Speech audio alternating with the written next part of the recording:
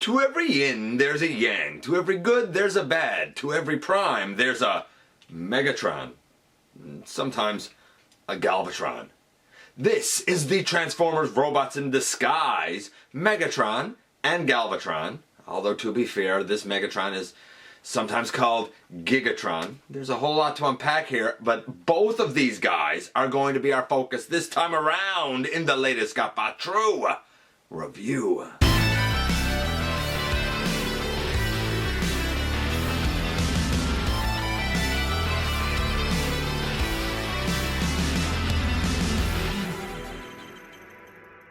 Hey all, welcome back to the channel. I'm your host, your most humble of hosts, Dennis Moulton, aka GotBot. And as always, please like, comment, share, of course, subscribe, and light them up, baby.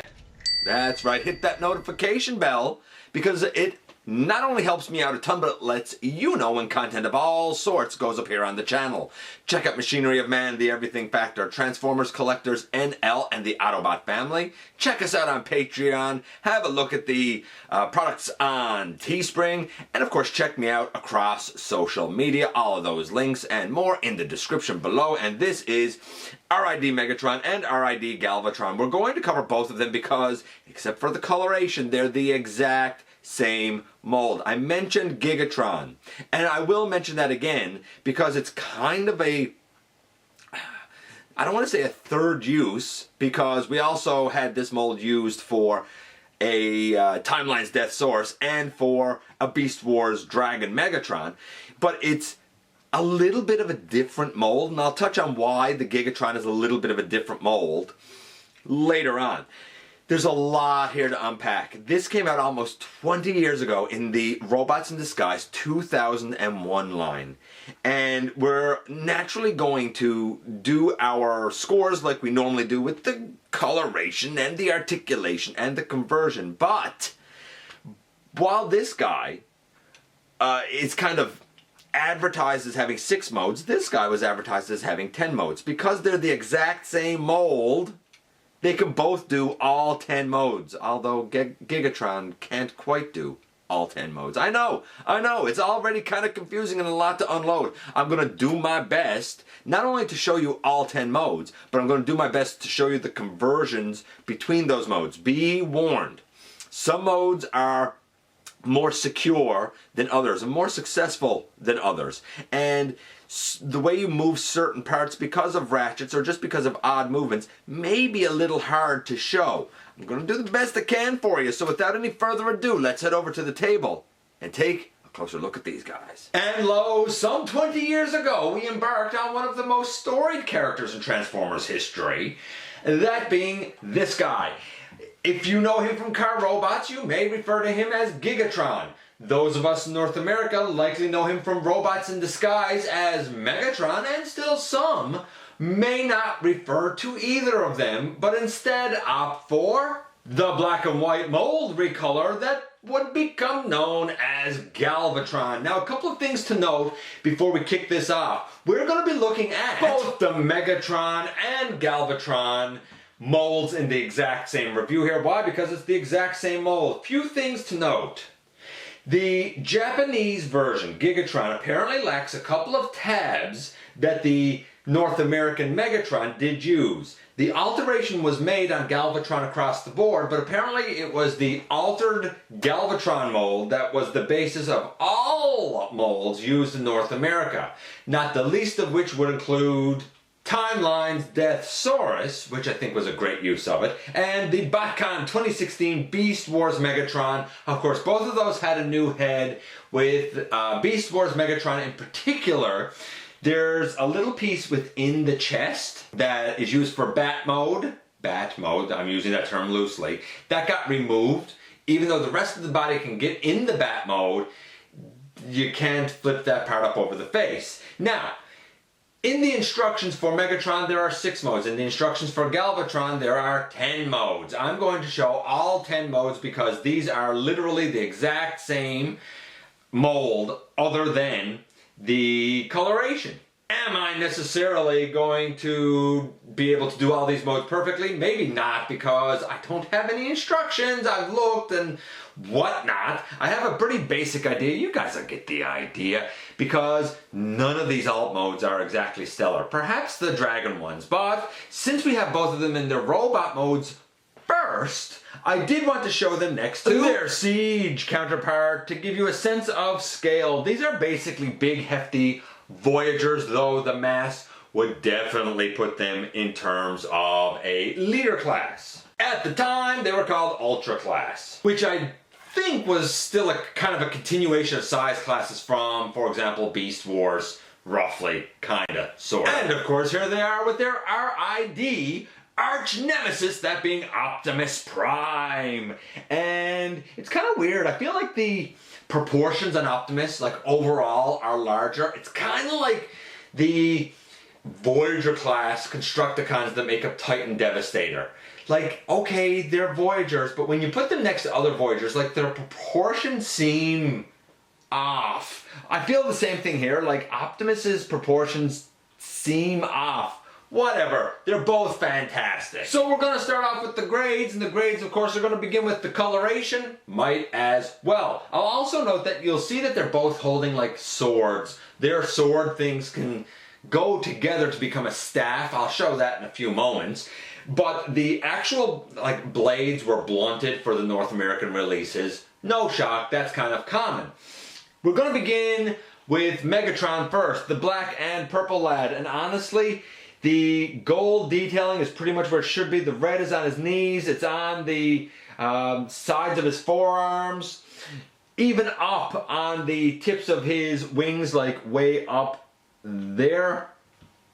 Everything is really as it should be. Maybe the extra green on his chest is a little bit much, but all the gold is where it should be. All the purple is where it should be. All the black is where it should be, as well as the red. Honestly, 10. I'm saying 10. If it's not, it's a 9.75, 9.9. I'm going to say 10. What about Galvatron? Well, Megatron became Galvatron in Peril from the Past, if I'm not mistaken. I believe that's the episode. There's a black and white motif here. We largely have gold pretty much where it should be. Maybe there's more silver on the chest than we should have. That should probably be more gold, I think. The gold on the side of the head, the red crest on the head, that's all right. The red up on the tips of his wings is correct. The purple, even the purple kind of on his little pelvis piece that hangs down, the red knees, the black feet with the like silver-ish ankles. Honestly, again, 9.9 or 10. There's no mistaking. This is quintessentially Megatron and Galvatron. Excellent start. What about the articulation? Well, we only need one of them to talk about the articulation. Now, before we get into the articulation, I just want to clarify that I'm going to kind of go back and forth between both of them so we see both of them in action. These are the two sword pieces that came with Megatron. You will notice that we have a peg and a hole and a peg and a hole.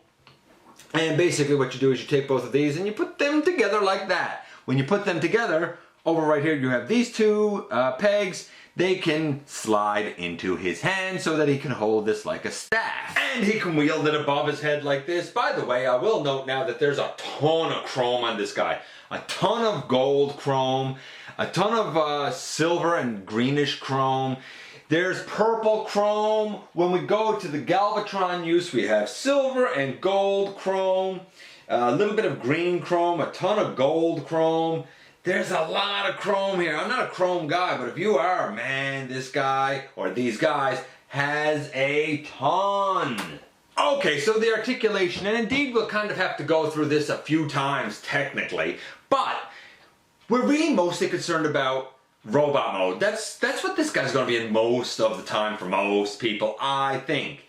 And we'll get a sense of a lot of the articulation here now. Anyway, there's a ton of clicky ratchets and ball joints and some hinges and just so much. So we begin with a head that goes left and right. You can put the side pieces back or you can even bring them forward by rights. but that can go all the way around. Same, remember, on both. We have wings that can fold all the way back on one hinge, two hinges, 2 or 3 hinges. We have this piece that comes down over the back. It can even slide back and forth. There's a reason for that. The wings, they can open out all the way too. The little talons up here can open and close. Getting the wings kind of out of the way, we have, listen to the ratchets on the shoulders, ratchets out to the side. The shoulder pad can move. We have a deep elbow to 90 degrees, and guess what? It can go back 90 degrees. We have a bicep swivel. We have, I just have to get that to lock up. We have a wrist swivel. Do we have a waist? I don't think we have a waist. I think that's the one thing he might be missing, is a waist. We have legs ratcheted out to the side. We have legs,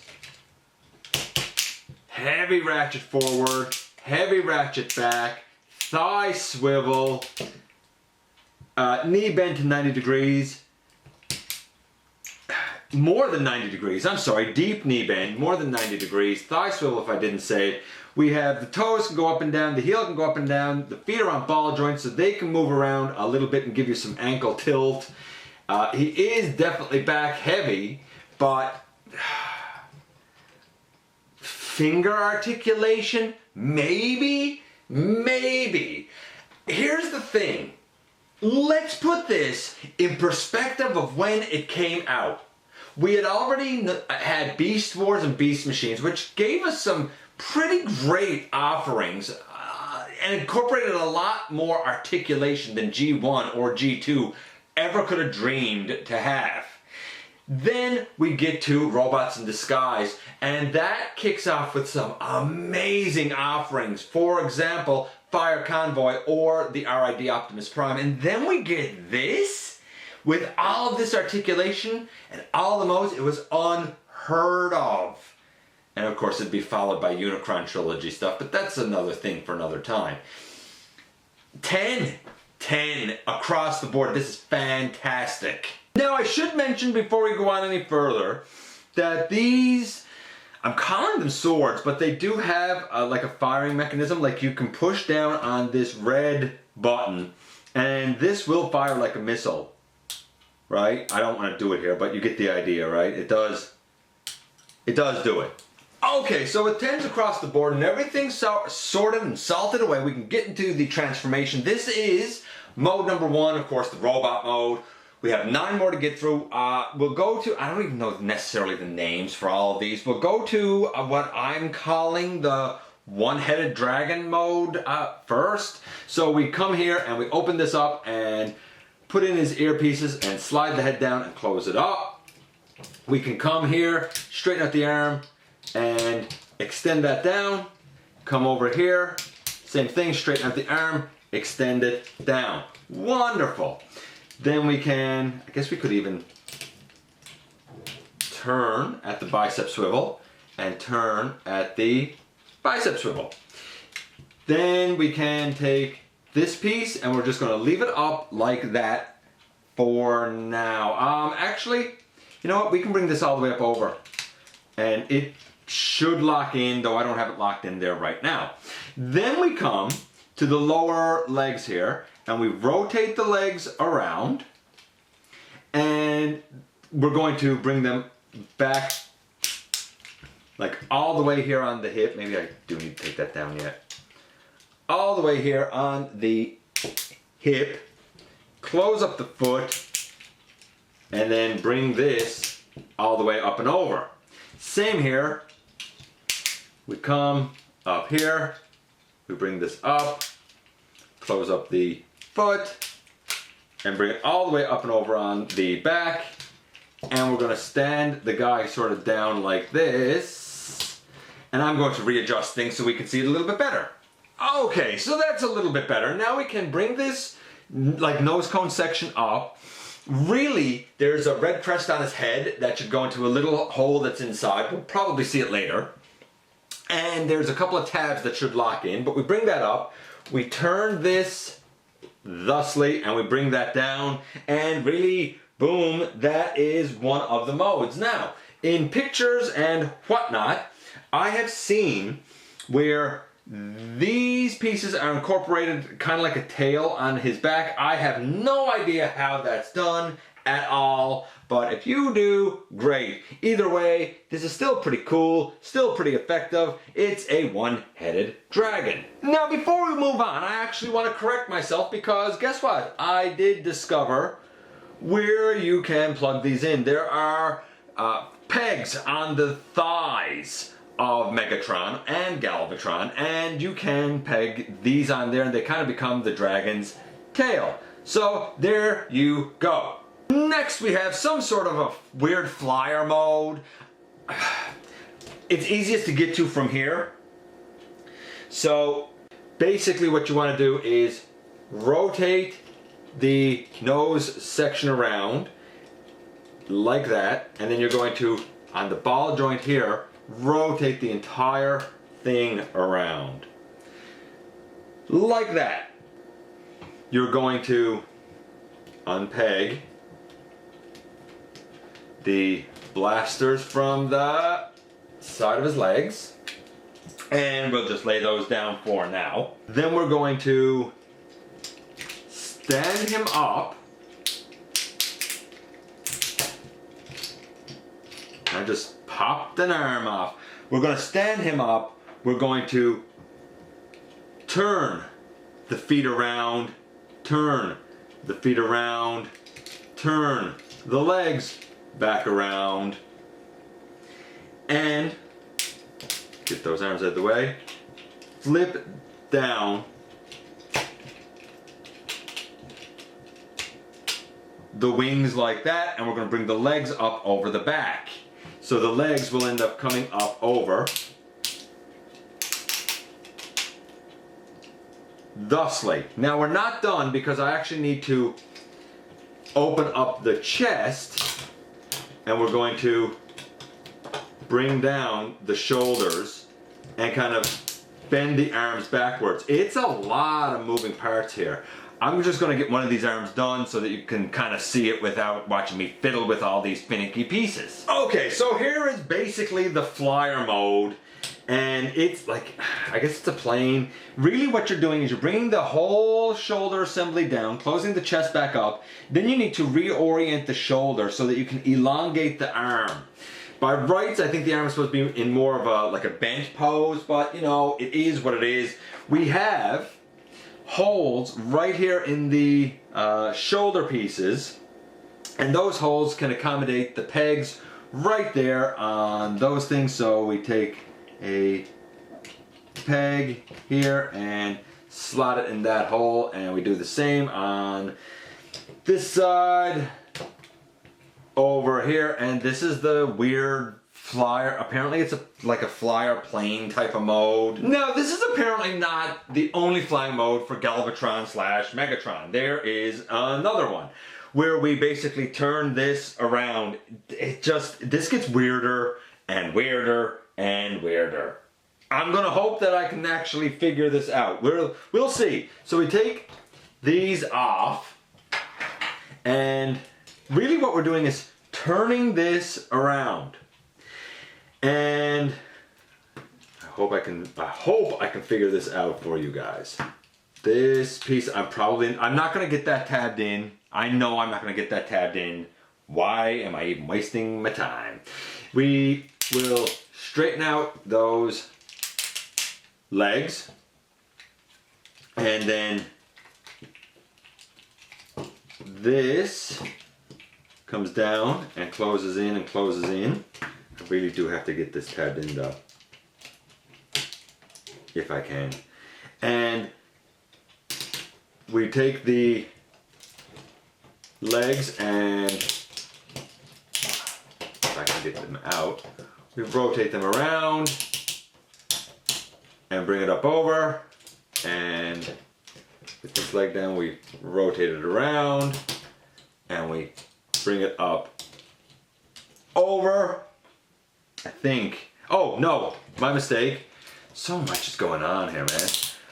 actually we leave them this way. My mistake. And we collapse the leg. So many ratchets. And then this leg will also collapse up. And then we will reposition the arms. Okay, so I collapsed the legs and then I rotated the shoulders and then I had to turn at the bicep and create like an elbow bend again. This whole piece when flipped out, we used the hinges up right here to flip the wings down, and then we used the lower hinges to flip the wings out. The lower hinges super tight, kind of scary to move on this copy of the mold. And last but not least, using these pegs on the side, we, again, as we've done a few times already,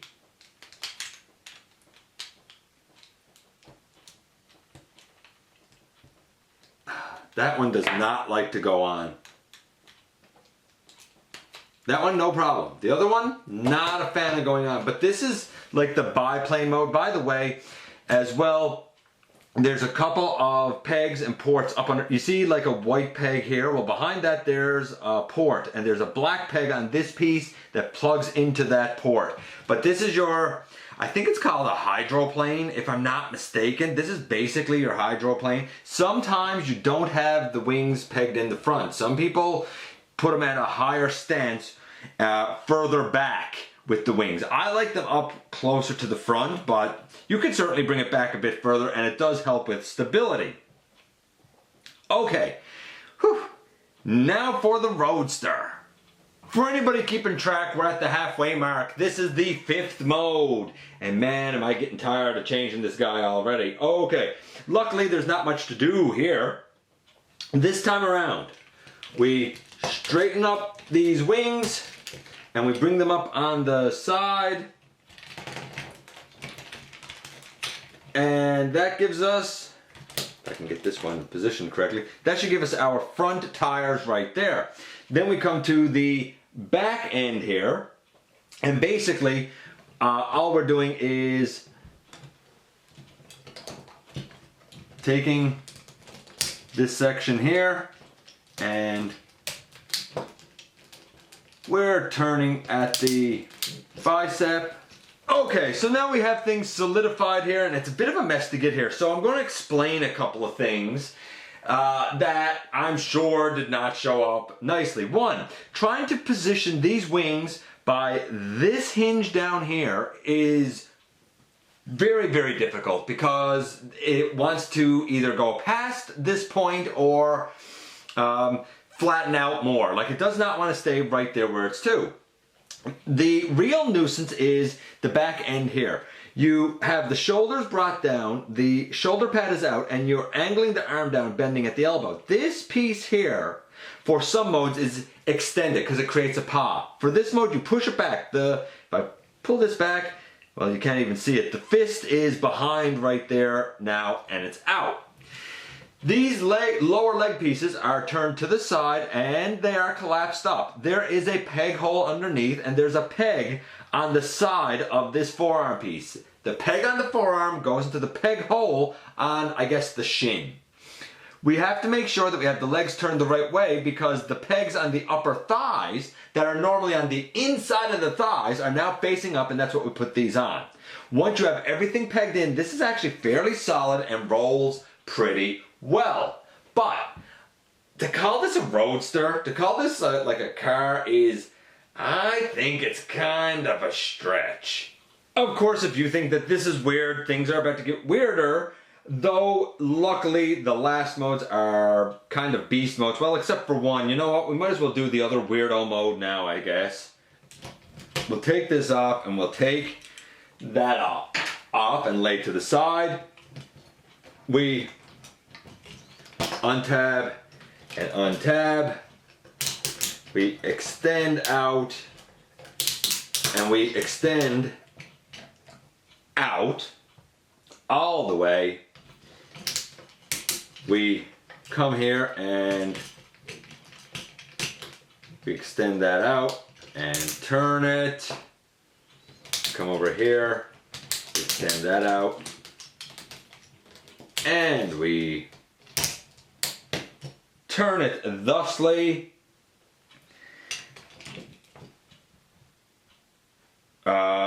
Just want to make sure that I'm doing things kind of correctly here. We take this off, and I just pop that right off of that ball joint, which does not want to rotate right now. I need to put this back on the ball joint. It will come down this way and give us the hand mode. And yep, this is what they call the hand mode. 1 finger, 2, 3, 4, and a thumb. The blaster sections are down here. Apparently this can actually hold the Botcon 2016 rubber ducky. This is the epitome of where he turns into a hand. If you got 2 versions of the mold, you can have him like crossing his fingers like, you know, like this, right? You could do that. And if the white one didn't look much like a hand to you, maybe the purple one does? Are you getting tired yet? We've made it through 6 modes.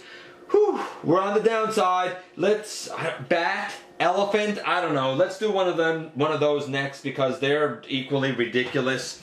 So, we'll come here and I guess we'll take these off, and we're going to kind of bring that up and then bring this up.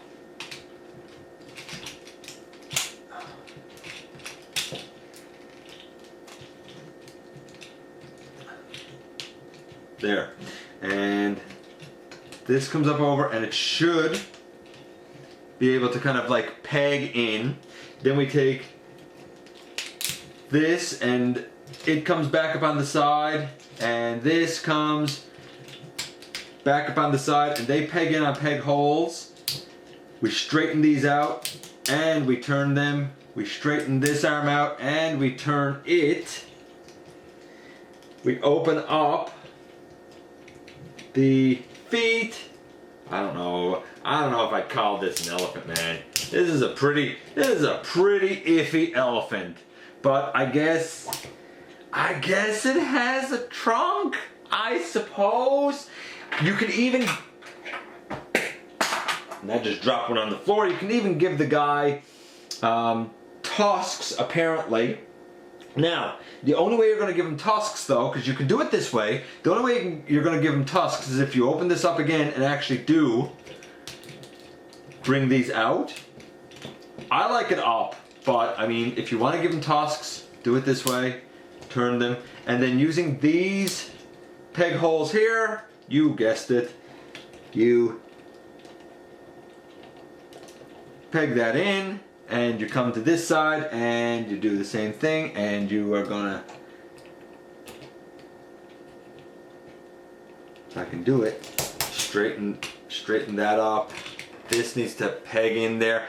I don't know, is that an elephant? I don't know, man. Is it better in white? I mean, I get what they're going for. This would be the head, this is the trunk, these are the tusks, the wings become the ears, like I get it, but like it's not really an elephant. Now, can you do this with the Japanese version, Gigatron? Yes, you can, but because the 2 tabs that are up here that click into place here are absent on that version of the mold, the head is just sort of left loose and hanging. The only thing kind of holding it in place would be tension on the ball joint and the kind of arm that the ball joint can swivel around. So this is more solid, but like, I don't know.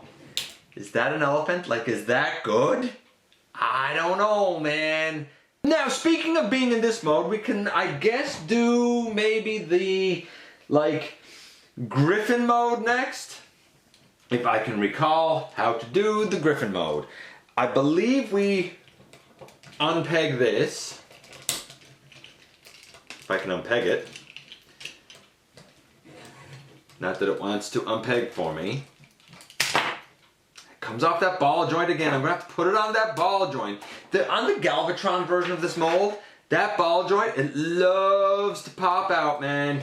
But we take the wings and we will turn them around, and we're going to bring the wings back. We're going to bring the chest down, and we're going to bring the shoulders up and back in, and close the chest up, and turn these paws out with these ones on the back. Naturally, we're almost there, but naturally, I need to put in this piece. And once I pop the head back on, naturally this guy's in Griffin mode. You can kind of adjust the wings as you see fit. Naturally, the arms and the legs retain all of the motion that they had before. No change. And again, if you want, you can affix the like blasters like back on this end as like a tail coming out of the Griffin. Now you might be saying to yourself, whoa, GotBot, how exactly do you put that piece on to make a tail? Well, we have a peg right here. We already showed earlier how we could put these two pieces together. Using the peg hole down here, we can just, of course this doesn't want to work with me now, but I'll get it on there. There, we can do that and bring up the wing. And now one piece is up over his back, the other works as like the tail of the Griffin. Kind of creative, if you ask me. From here, probably the best thing to do is to go into the bat mode next. And I'm gonna do it, I'm glad I'm doing it with this version of the mold just so I can show something that I wanted to show. So, we open out the wings, and we close up the feet, and we rotate the legs around, and we bring them up over the back here, and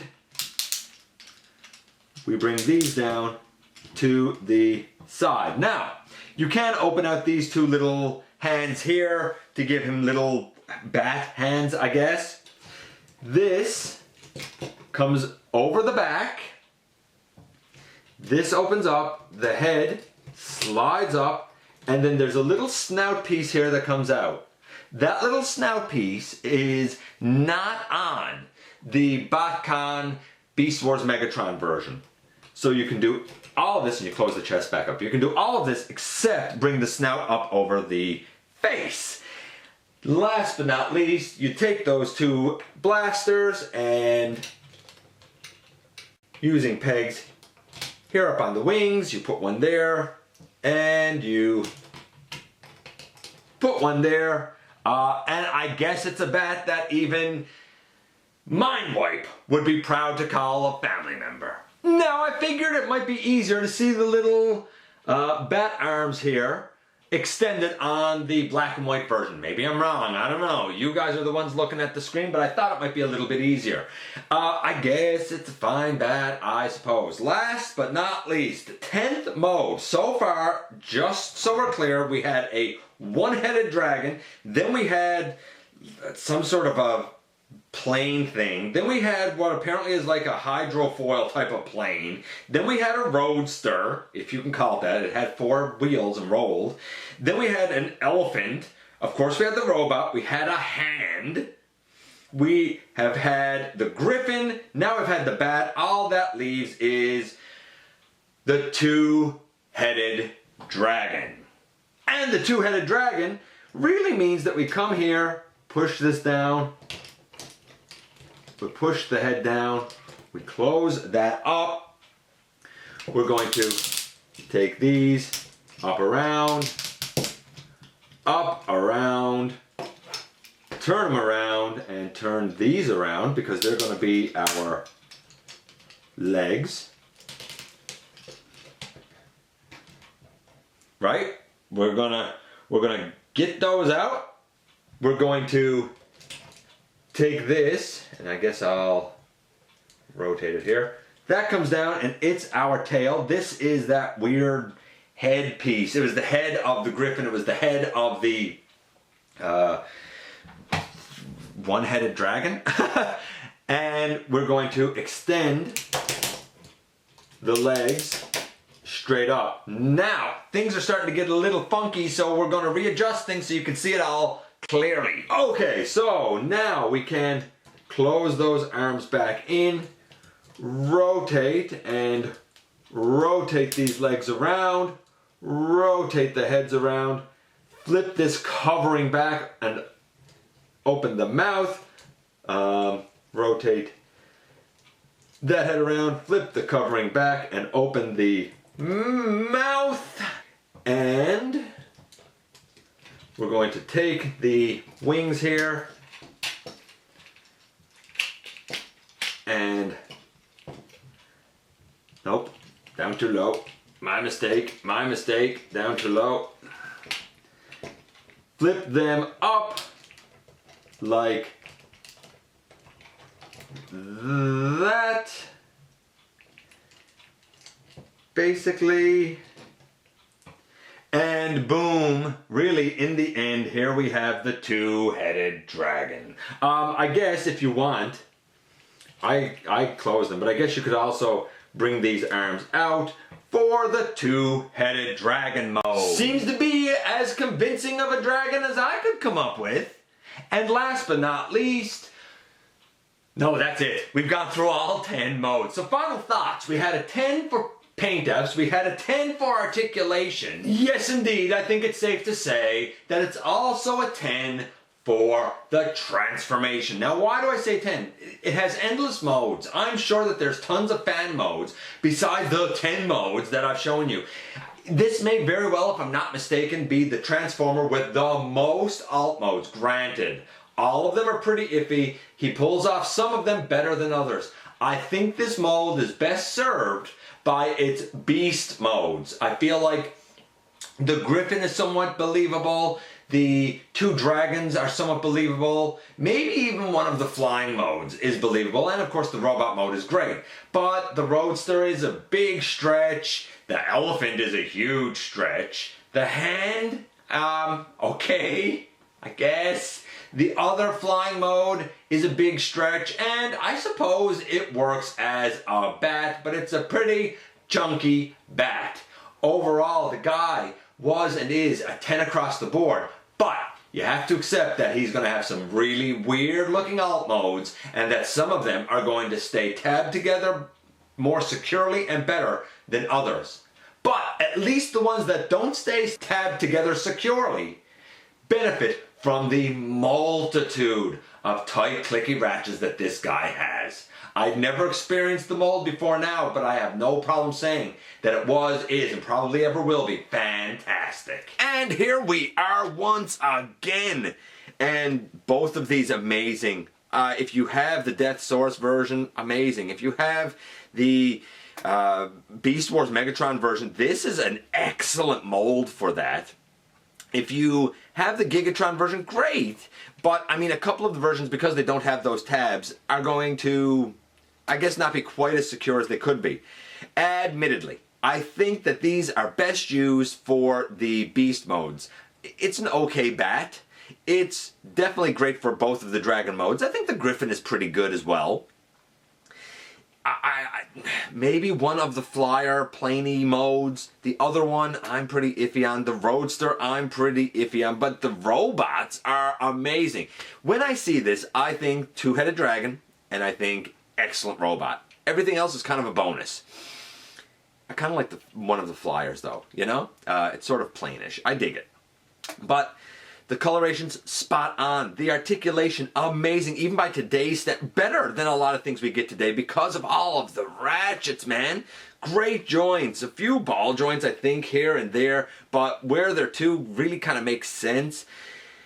You know what? Here's an example of something that if you were to do an update on it, you're not going to do it as well. It's not going to feel as good. It's not going to be made from materials that are as solid. It's just not.